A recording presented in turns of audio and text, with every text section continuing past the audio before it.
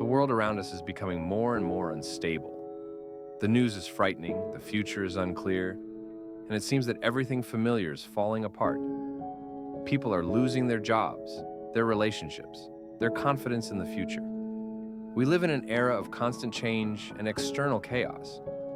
But what if all this is not the main threat to our well-being? What if the real enemy is not outside, but inside? Anxiety, fear, loss of inner balance. This is what destroys us. Not events, but our reaction to them. The Stoics said, "You can't control the wind, but you can adjust the sails." This will be our main topic, how to maintain peace of mind when the whole world around us is cracking at the seams. What is inner order? Internal order is not the absence of emotion.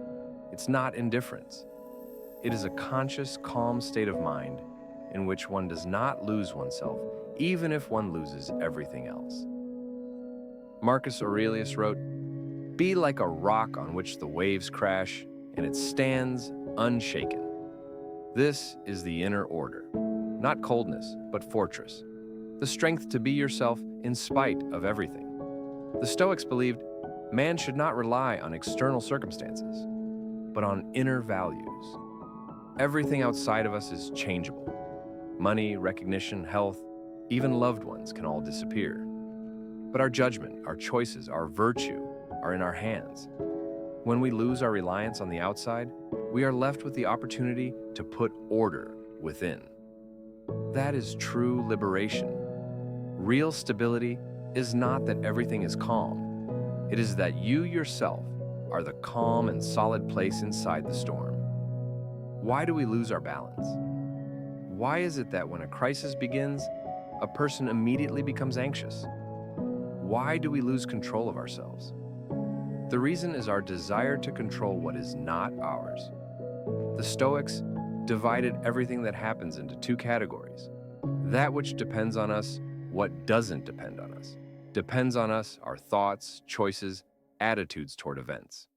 Doesn't depend. The weather, the behavior of others, government decisions, economic crisis, illness. But we make the same mistake. We waste energy and mental strength fighting something we can't influence.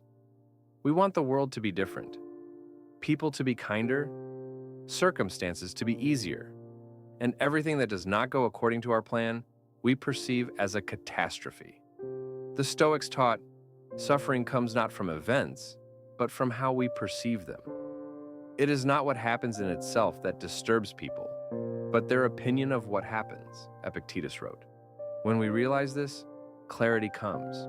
We begin to see, I can control not the whole world, but I can control myself. And that is true freedom. How do you stay calm in chaos? Here, the Stoics give us practical advice that we can apply every day. 1. Separate the external from the internal. Every morning, remind yourself, today you will encounter rudeness, injustice, anxiety. This is not personal, it's the world, but you can choose how you respond to it. 2. Practice negative visualization. Visualize that you've already lost something you value, not to scare yourself, but to learn to be grateful for what you have. That way, you'll be less afraid of loss. 3. Memento mori. Remember, death awareness of the brevity of life gives incredible clarity. Petty worries fade away. What is truly important becomes visible. As Seneca wrote, life is long if you use it right. 4. Do each day what is up to you. You can't change the world, but you can act on your conscience. Even in the darkest of circumstances, you can choose kindness, honesty, peace of mind, and that gives meaning. 5. Silence and solitude. Sometimes you need to disconnect, to be alone with yourself, to hear your inner voice. It's not escaping, it's coming home. The world has always been chaotic. Wars, crises, loss, change. It's not the exception, it's the rule. But how we respond to that chaos is a choice we make. Stoicism does not suggest running away from the world. It teaches us to live in it with dignity, despite everything. Not to be indifferent, but but to be resilient. Not to shut down, but not to let the world destroy your inner core. Real strength is not in winning over others.